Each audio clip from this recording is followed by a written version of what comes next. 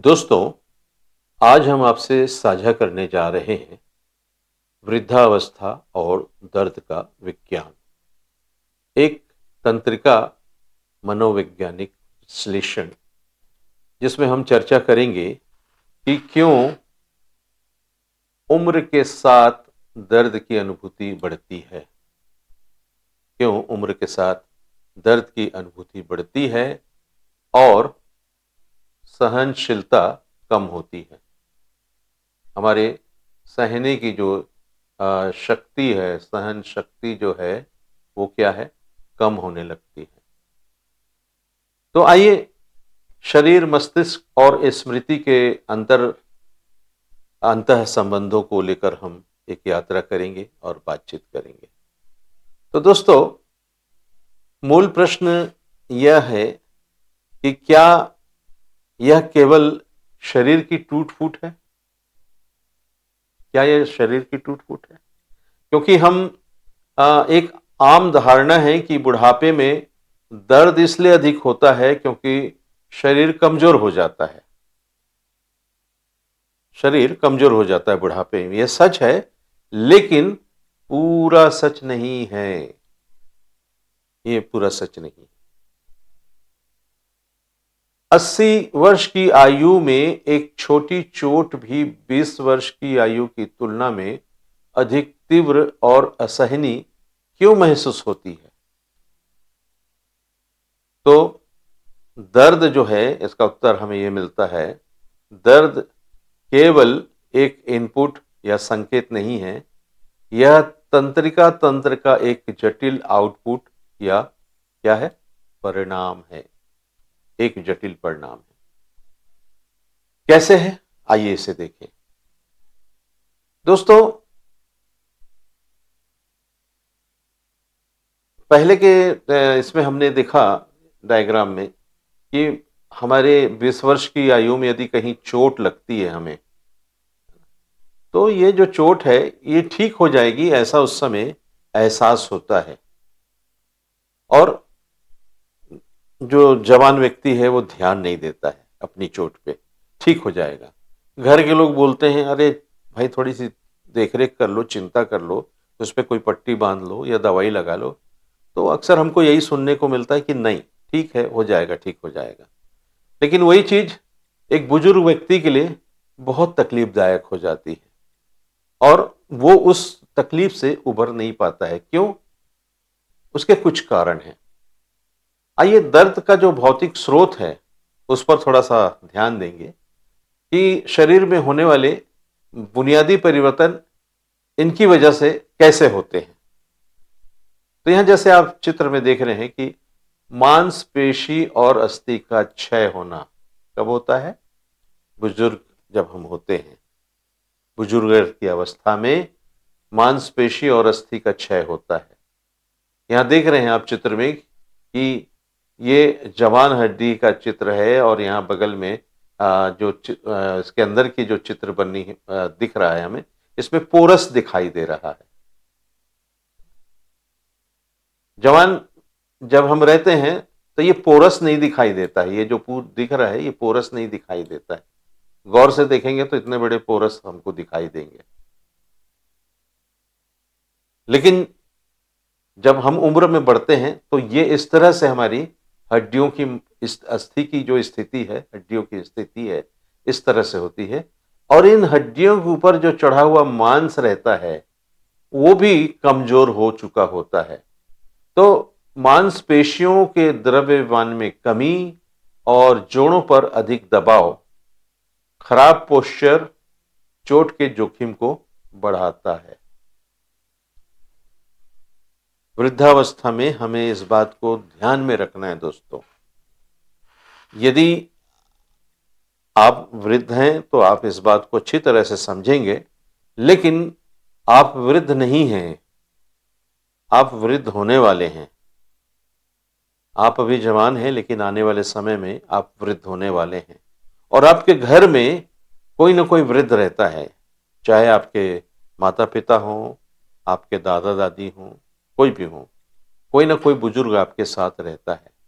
तो वो बुजुर्ग किस तरह से अपने जीवन को जीता है, किस तरह से उसकी मानसिक और शारीरिक स्थिति रहती है, उसे हमें मिल के समझना है दोस्तों। और जब हम इस चीज को समझेंगे तभी हम एक अच्छे परिवार की स्थापना कर सकेंगे, एक अच्छे समाज की स्थापना कर सकेंगे, एक अच्छे देश की स्थापना कर सकेंगे।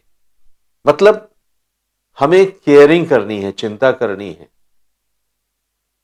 चिंता करनी है, किनकी करनी है? अपने उन बुजुर्गों की करनी है। तो इस अवस्था में क्या होता है? मांसपेशी और अस्थि क्षय होती है। दूसरी बात होती है तंत्रिकाओं का क्षरण।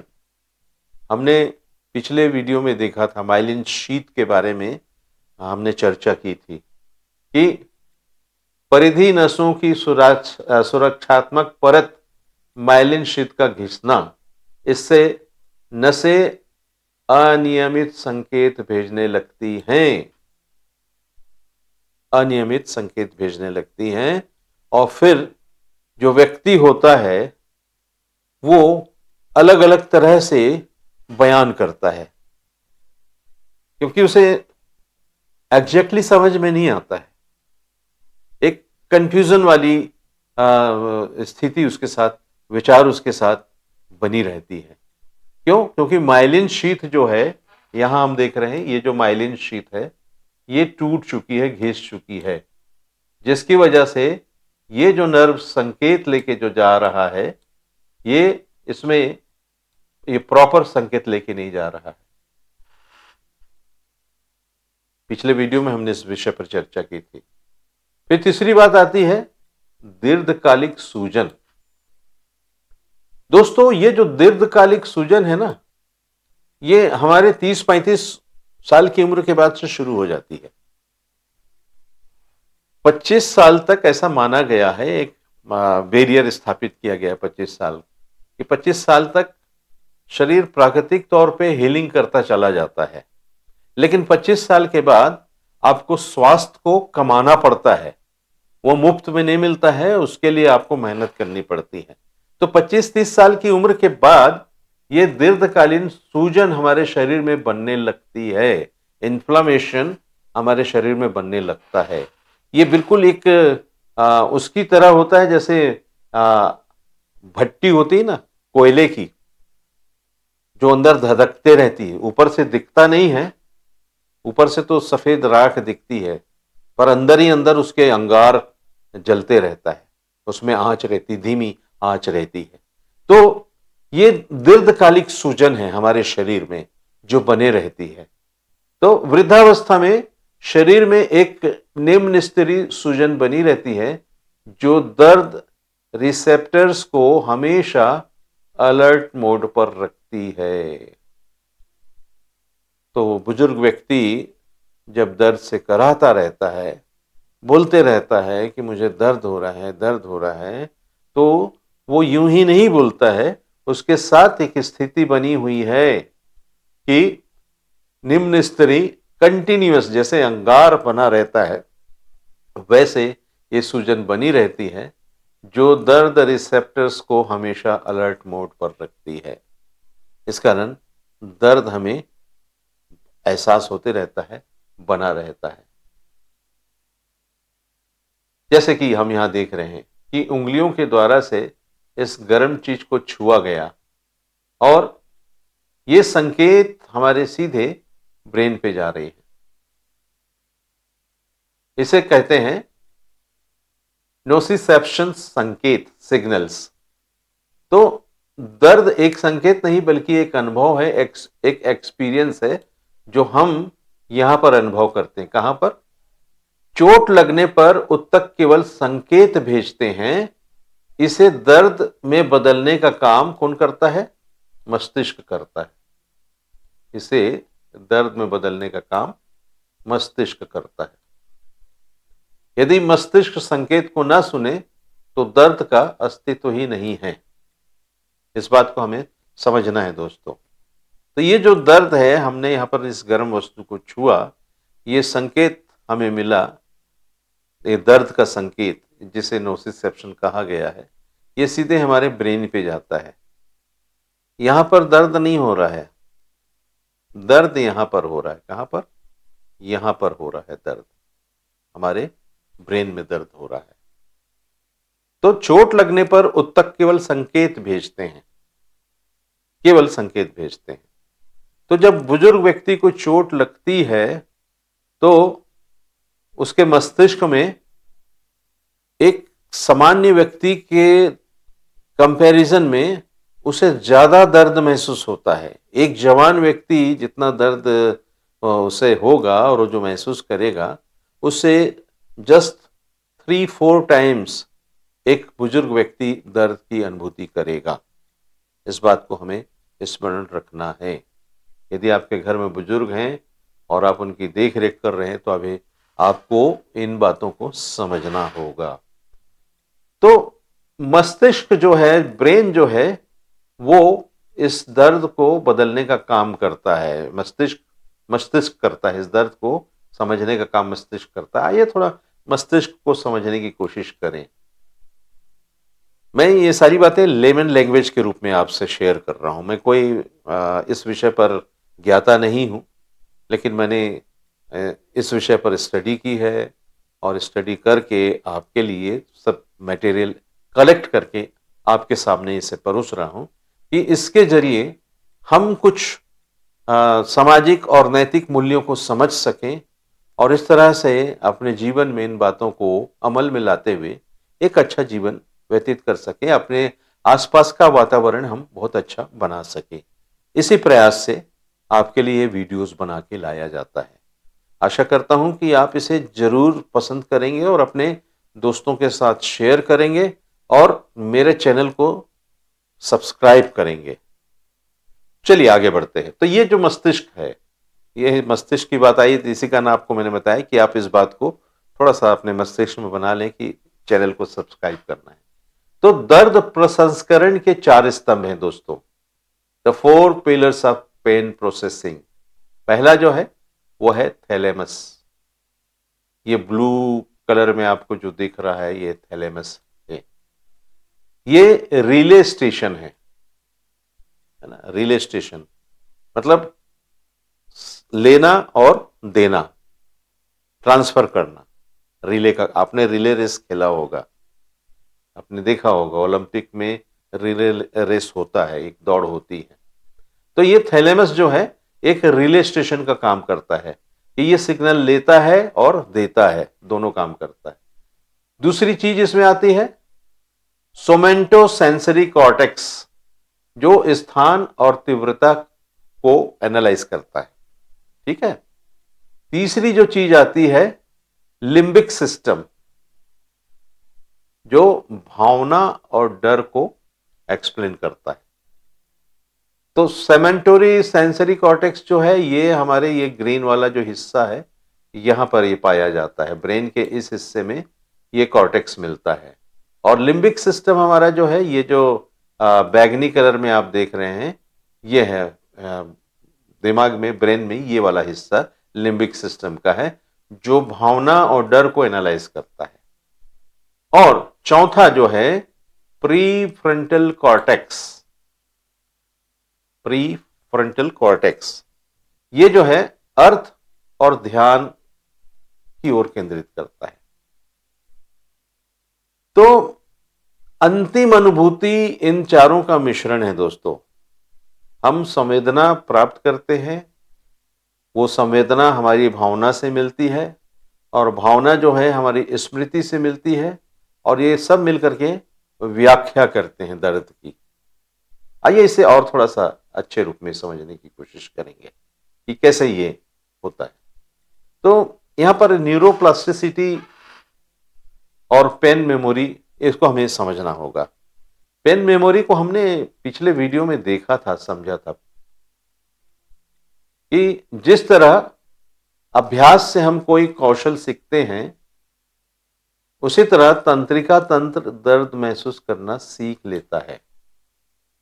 प्रोसेस कंटिन्यूएशन में यदि कोई दर्द बना हुआ है तो तंत्रिका तंत्र उस दर्द को महसूस करना सीख लेता है। महसूस करना है ना? इसे ही मसल्स मेमोरी के रूप में जाना गया है। सेंट्रल सेंसिटाइजेशन, यदि दर्द पुराना है तो नसों के मार्ग अत्यधिक कुशल हो जाते हैं। दर्द पुराना है तो ये नसों के जो मार्ग हैं ये क्या है, अधिक कुशल हो जाते हैं। ठीक है। विंड अप, स्पाइनल कार्ड में बार बार आने वाले संकेत, स्पाइनल कार्ड में बार बार आने वाले संकेत संवेदनशीलता को इतना बढ़ा देते हैं कि मस्तिष्क मामूली स्पर्श को भी तीव्र दर्द मानने लगता है। अब अक्सर ऐसा होता है दोस्तों परिवार में कि कोई बुजुर्ग व्यक्ति इस बात की शिकायत करता है कि मुझे इस छोटे से सामान को उठाने में, कम हल्के सामान को उठाने में दर्द हो गया, उसने बोला। हम ये सोचते हैं यार ये बुढ़ा जो है ना, ये बुढ़िया जो है मजाक कर रही है, झूठ बोल रही है कि उठा नहीं सकती, क्या इतना हल्का है। आपके लिए हल्का है दोस्तों, आपके लिए हल्का है, कोई भी चोट हल्की है आपके लिए, लेकिन उस बुजुर्ग व्यक्ति के लिए, चाहे वो महिला हो या पुरुष हो, उसके लिए बड़ा कठिन है, क्योंकि उसकी फिजियोलॉजी ही ऐसी है। क्योंकि स्पाइनल कार्ड में बार बार आने वाले संकेत संवेदनशीलता को इतना बढ़ा देते हैं कि मस्तिष्क मामूली स्पर्श को भी तीव्र दर्द मानने लगता है। तो साइकोलॉजिकल एक स्टेटस है, स्थिति है।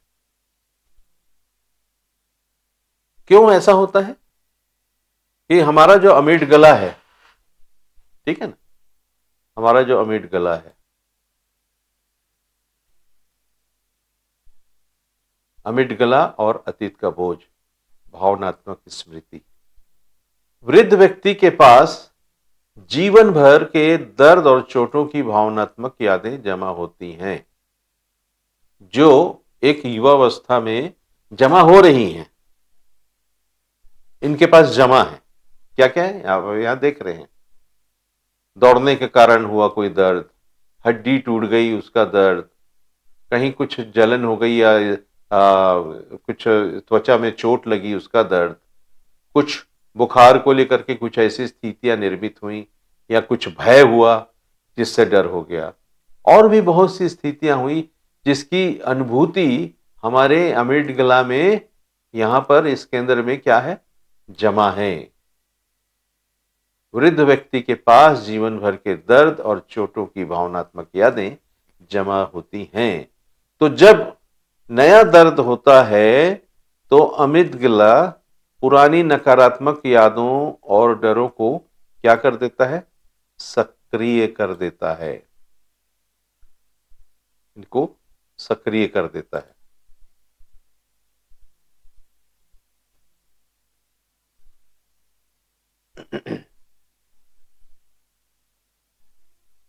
ये थोड़ा सा पॉज करना पड़ेगा यहां पर। तो जब नया दर्द होता है तो अमिगडाला जो है पुरानी नकारात्मक यादों और डर को क्या कर देता है, सक्रिय कर देता है। यह वर्तमान दर्द में अतीत का डर जोड़ देता है दोस्तों, जिससे पीड़ा की तीव्रता क्या हो जाती, बढ़ जाती।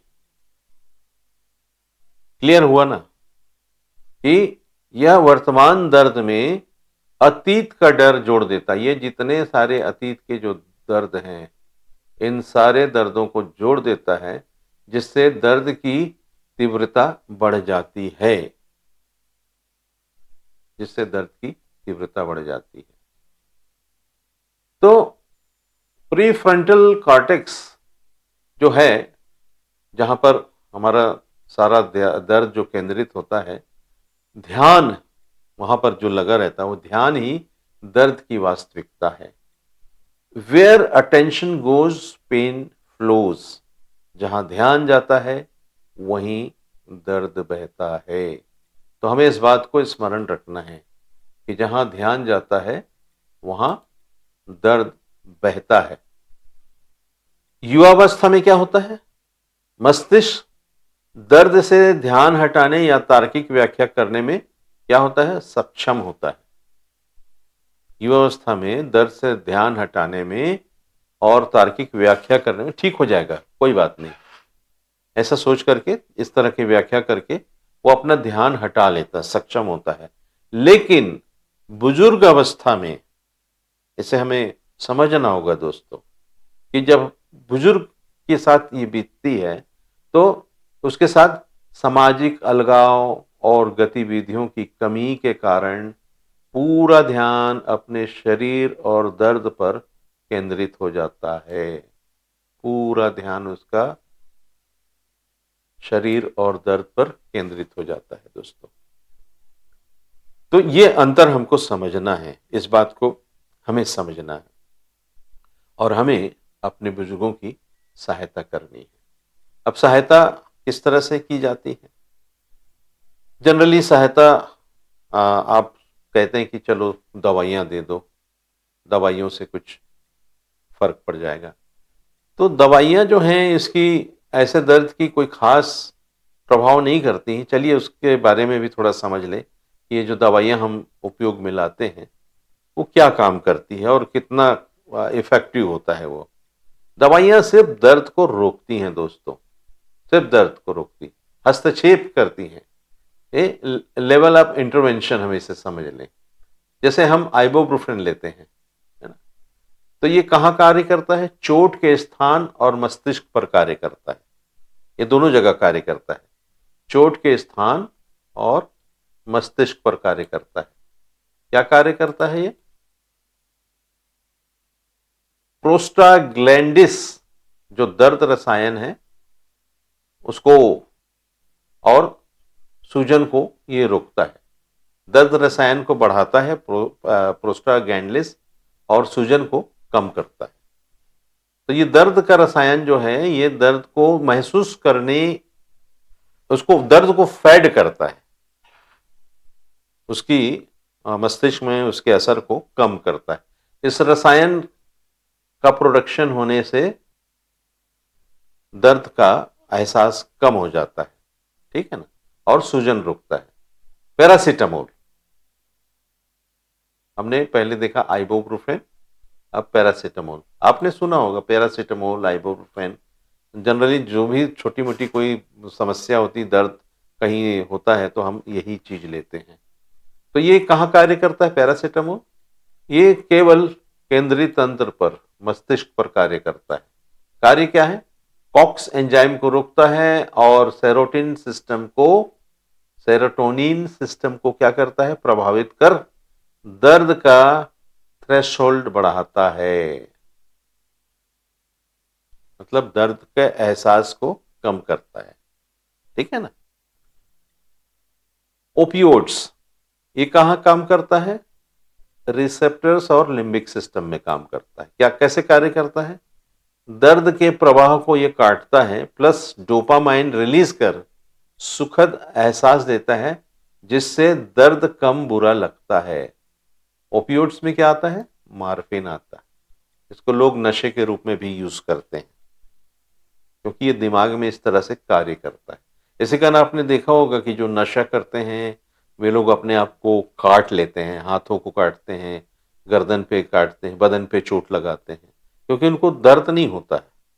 उसकी वजह से, नशे की वजह से वो मस्तिष्क में जाकर के ऐसा स्थान बना लेता है, ऐसा कार्य करने लगता है। तो दोस्तों ये जो जब तक दवाइयां हैं शरीर में, जब तक इसका एडमिनिस्ट्रेशन है, तब तक दर्द थोड़ा सा कम होगा, लेकिन दर्द जाएगा नहीं दूर, दर्द बना रहेगा। दर्द को दूर करने के लिए हमें उन कारणों को गहराई से समझना होगा कि हम कैसे मांसपेशियों को कैसे मजबूत कर सकते हैं, जो हड्डियां हमारी क्षय हो चुकी हैं उसे क्या रिकवर किया जा सकता है। ये अलग मसला है, अलग विषय है इस पे बातचीत करने के लिए। तो ये है, अगर हम इसको सही कर सकते हैं तो हमें दर्द के दवाइयों की आवश्यकता नहीं। दर्द की दवाइयां टेम्पररी हैं, परमानेंट नहीं है।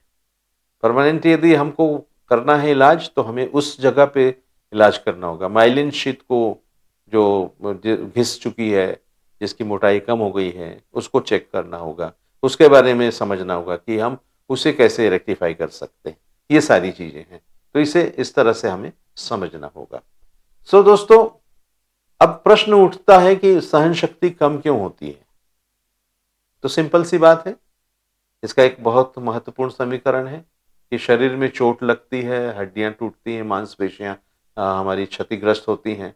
हमारा तंत्रीय सेंट्रल सेंसिटाइजेशन मेलिन शीथ जिसके बारे में हमने बात किया, वो जो ट्रांसमिट होता है, संकेत जो हैं वो सेंसिटाइजेशन उसकी बढ़ जाती है। रासायनिक कम एंडोर्फिन वहाँ पर पैदा होता है। फिर भावनात्मक डर, अलगाव का डर, अकेलापन का डर और भी बातों का डर, ये सारी बातें मिल करके हमारी सहन शक्ति को कम कर देती हैं, टॉलरेंस को हमारे कम कर देती हैं। सो दोस्तों, हमें इस बात को स्मरण रखना है कि यदि हमारी सहन शक्ति कम हो रही है तो क्यों हो रही है? ये सारी वजहों से हमारी सहन शक्ति जो है वो कम होती है। सो निष्कर्ष है, एक बायो साइको सोशल दृष्टिकोण है। शरीर, मन, मानवीय अनुभव। तो वृद्धावस्था का दर्द केवल शारीरिक समस्या नहीं है दोस्तों, यह शरीर, मन, यादें और सामाजिक परिस्थितियों का एक जटिल मिश्रण है। इसका एक जटिल मिश्रण है। मस्तिष्क के इस तंत्र को समझना ही राहत की ओर पहला कदम है। मस्तिष्क के इस तंत्र को समझना ही राहत का पहला कदम है। सो दोस्तों, आशा करता हूं कि एक लेमन लैंग्वेज में ये जो दर्द है उसका एडमिनिस्ट्रेशन कैसे होता है, उसको हमारा शरीर कैसे डिटेक्ट करता है, कैसे उसका असर होता है और क्या-क्या परिणाम हमारे साथ होते हैं, हमने देखा है, समझा है।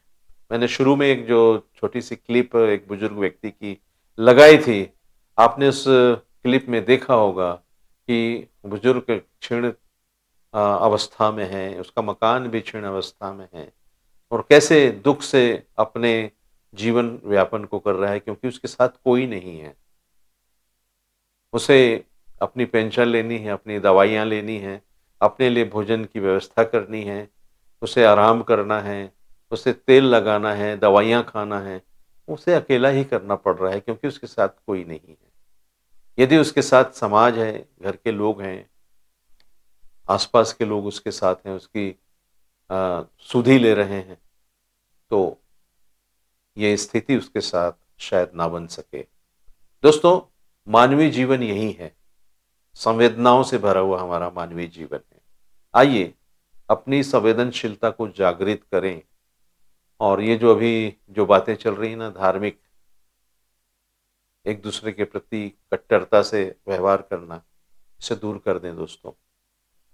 मूल में जाएंगे तो हर धर्म जो है मानव सेवा को सिखाता है, मानव सेवा, मानव प्रेम की शिक्षा देता है।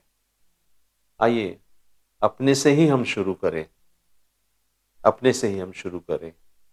संवेदनशील बने, अपने आसपास के लोगों के प्रति संवेदनशील हमेशा बने रहें ताकि हम उनकी सुधि ले सकें और उन्हें अ, उचित सहायता प्रदान कर सकें। बहुत से लोग हैं, बहुत से लोग हैं जो ये कार्य कर रहे हैं। मेरी एक फेसबुक फ्रेंड हैं, सीमा नाम है उनका। एक सहारा वार्ड वो चलाती हैं। तो सहारा वार्ड में ऐसे ही लोगों की वो सेवा करती हैं। आने वाले समय में मैं उनका इंटरव्यू ज़रूर लूँगा, आपको उनसे परिचय ज़रूर कराऊँगा। उनकी सेवाओं से और उनकी पूरी टीम से आपका मैं परिचय ज़रूर कराऊँगा। सो दोस्तों, संवेदनशील बने रहिए, इन बातों को समझिए जो मैंने आज आपके सामने प्रस्तुत किए हैं। हर बात का एक वैज्ञानिक आधार बनाकर, शोध करके, समझते हुए यदि हम अपने जीवन में आगे बढ़ेंगे, तो हम एक अच्छा जीवन व्यतीत कर सकने योग्य सदा बने रहेंगे। आशा करता हूँ कि ये बातें आपको ज़रूर प्रेरित की होंगी कि हम अपने बुजुर्गों के प्रति कितने संवेदनशील हो सकते हैं। अगले वीडियो में फिर किसी अच्छे विषय के साथ आपसे जुड़ूंगा। तब तक के लिए आपको धन्यवाद के साथ नमस्कार कहता हूँ। नमस्कार।